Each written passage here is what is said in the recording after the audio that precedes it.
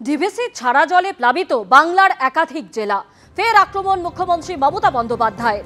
ডিভিসির বন্যা নিয়ন্ত্রণ ফের বাংলাকে ডুবিয়ে দিয়েছে। ডিভিসির এবারের ব্যর্থতা অন্যান্য বারের থেকে বেশি, অভূতপূর্ব আক্রমণ মমতা বন্দ্যোপাধ্যায়ের। কেন্দ্রের দ্বারা পরিচালিত সংস্থাটি আরো বেশি করে বাংলা বিরোধী হয়ে উঠছে। 2024 সালের তুলনায় এই বছর ডিভিসি জল ছাড়ার পরিমাণ 11 গুণ বৃদ্ধি পেয়েছে।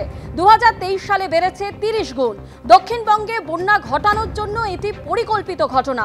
আক্রমণ মুখ্যমন্ত্রী মমতা বন্দ্যোপাধ্যায়। প্রাকৃতিক দুর্যোগ নয়, বাংলাকে বিপদে ফেলতে ম্যানমেড বিপর্যয়। আক্রমণ মমতা বন্দ্যোপাধ্যায়ের। স্পষ্টতই গভীর ষড়যন্ত্র দেখতে পাচ্ছি, অবিলম্বে বন্ধ হওয়া উচিত। আক্রমণ মুখ্যমন্ত্রী। টানা বৃষ্টি, যার জেরে কলকাতার রাস্তার বেহাল।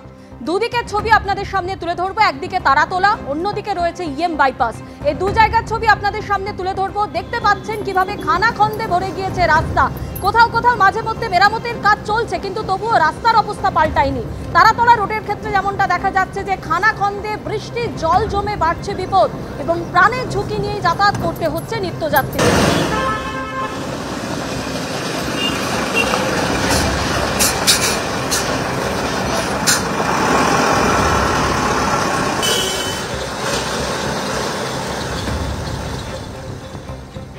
একদিন দুদিন নয়, এই সমস্যা নিত্যদিনের।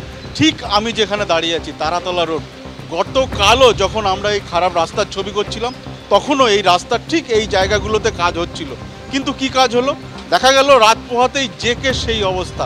দিনের পর দিন এই একই রকম অবস্থা। স্থানীয় বাসিন্দারা বলছেন যে মাঝে মাঝেই রাস্তা মেরামত হয়, যদিও সেই মেরামতির কাজ একেবারে অস্থায়ী। উপরে উপরে স্টোন চিপ এবং মাটি ফেলা হয়, এবং যে একেবারে গর্ত যে জায়গাগুলো রয়েছে সেই জায়গাগুলো ভরাট করা হয়। তারপর আবার বৃষ্টি, আবার জেকে সেই অবস্থা।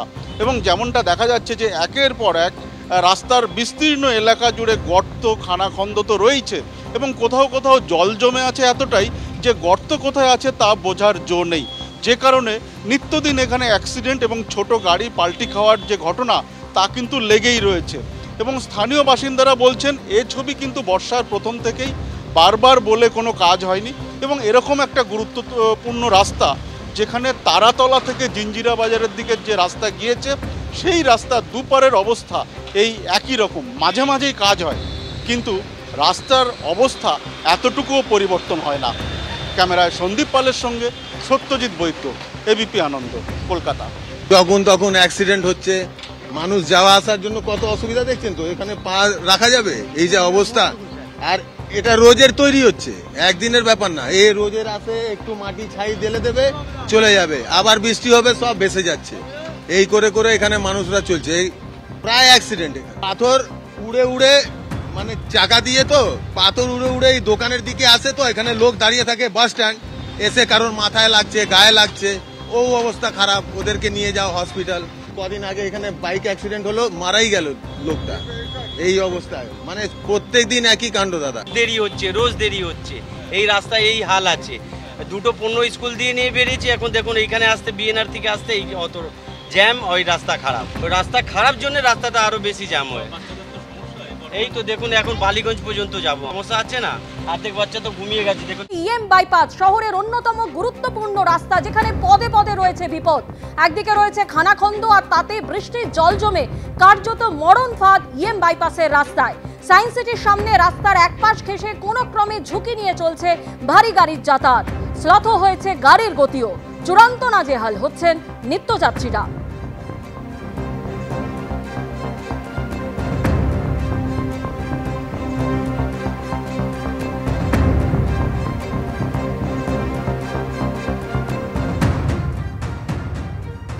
রাজ্যের বিভিন্ন জেলার রাস্তার হাল যেমন বেহাল, ঠিক তেমনই কলকাতারও বিভিন্ন রাস্তার হাল কিন্তু একেবারে বেহাল।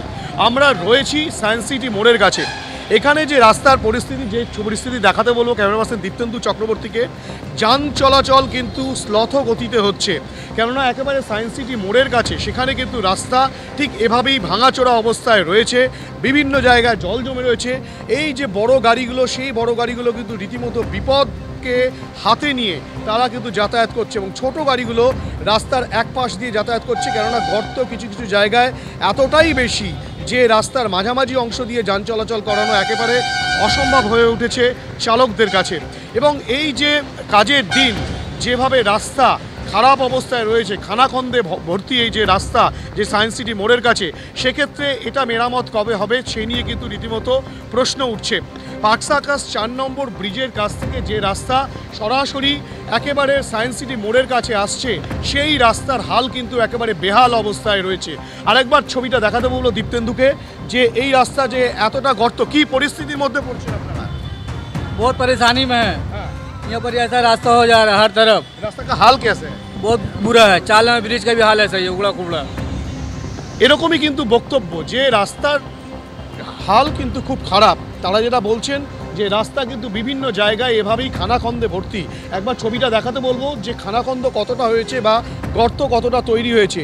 এই যে গর্ত, সেই গর্ত কিন্তু কোনো কোনো সময় ভারী বৃষ্টিতে বোঝা যায় না, দৃশ্যমানতা থাকে না, কেননা এখানে জল জমে থাকে। যেখানে বিভিন্ন জায়গায় এখনো পর্যন্ত জল জমে রয়েছে। স্বাভাবিকভাবেই চালকদের বিপদের সম্মুখীন হতে হয়, যাত্রীদের বিপদের সম্মুখীন হতে হয়।